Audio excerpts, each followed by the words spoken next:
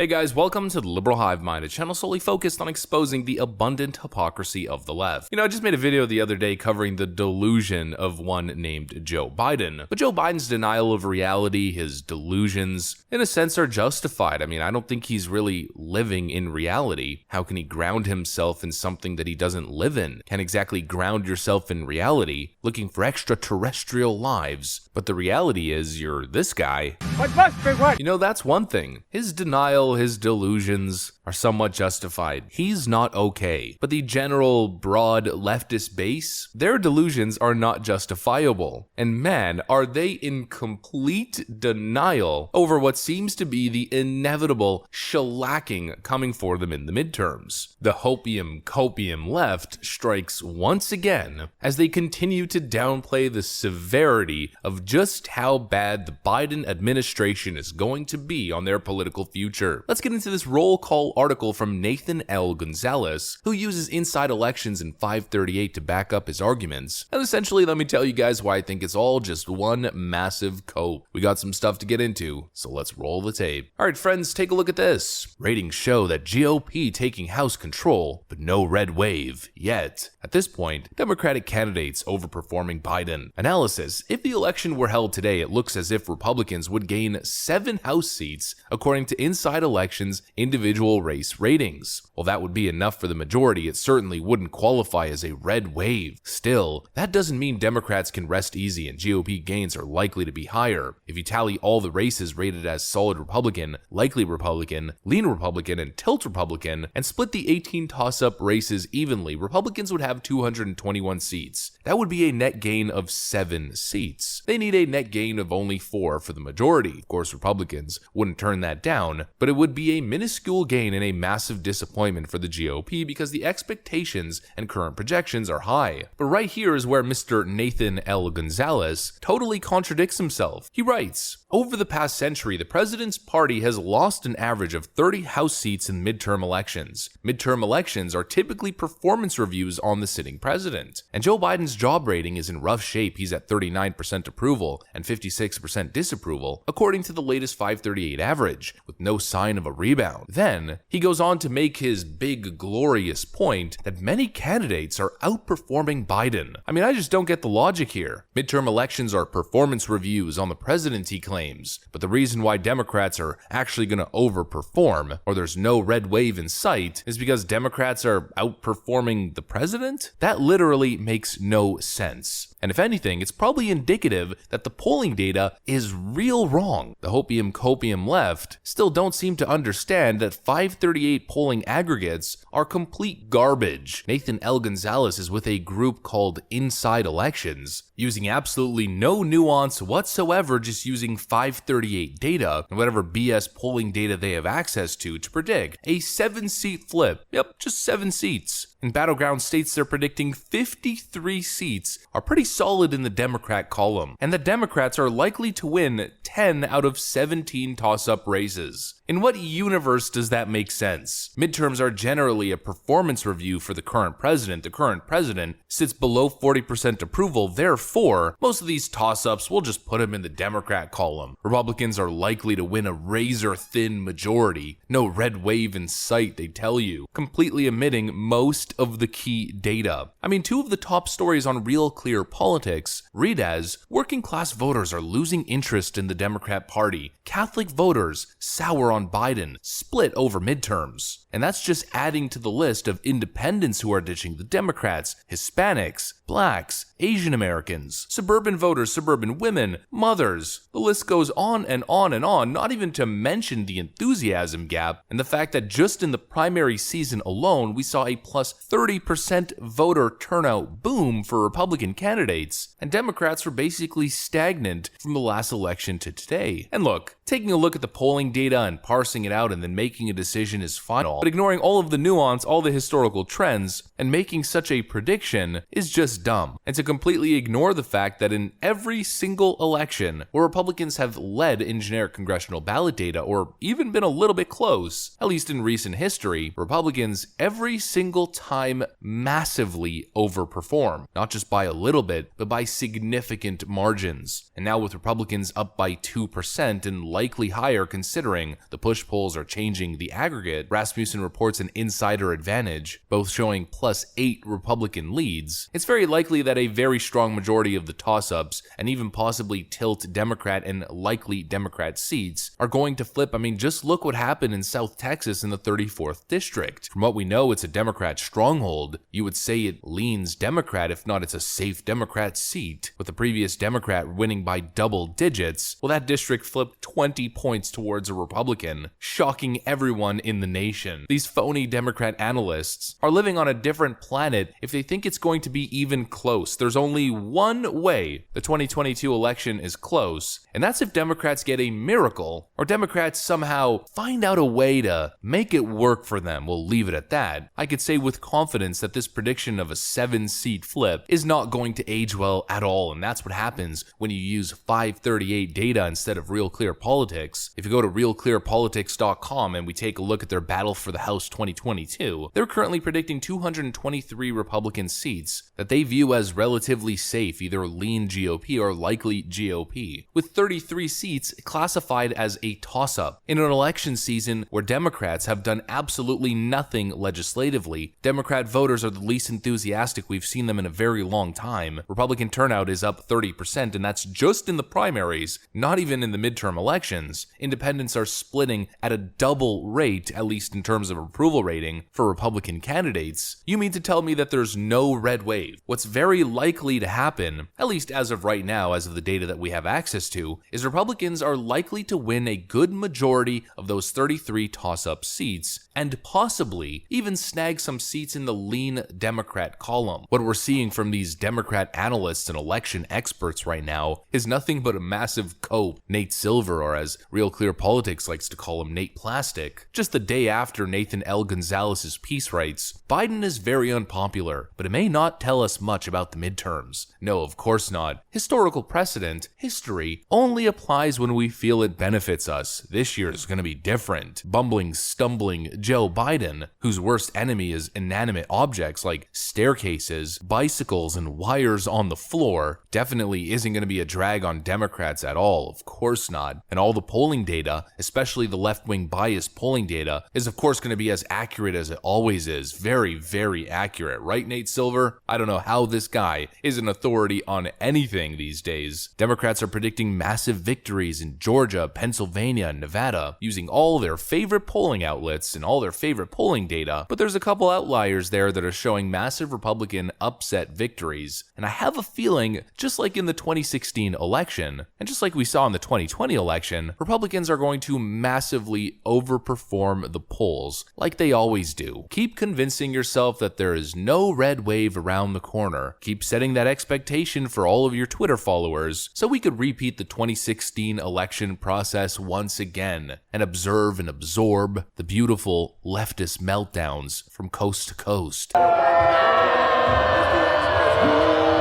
Of course, in the end, we'll just have to see. But when it comes to this bias left-wing copium, it's just something I'm not buying. And it seems like they're conveniently omitting some very important key details when it comes to real election analysis. We're possibly in a recession right now. Inflation is the highest it's been in decades. Joe Biden can't speak sentences, and he's underwater, not under 50%, but under 40% approval. And I have a hard time believing this new Democrat narrative that Republicans are only going to win an extra 7 seats, and that Democrats are going to retain the Senate. Yeah, sure, Nate Silver and Nathan L. Gonzalez, whatever you guys say. I mean, I know you have a real great track record of being real accurate in your election predictions. That's what I got for you guys, though. Thanks for watching, and I'll see you on the next one.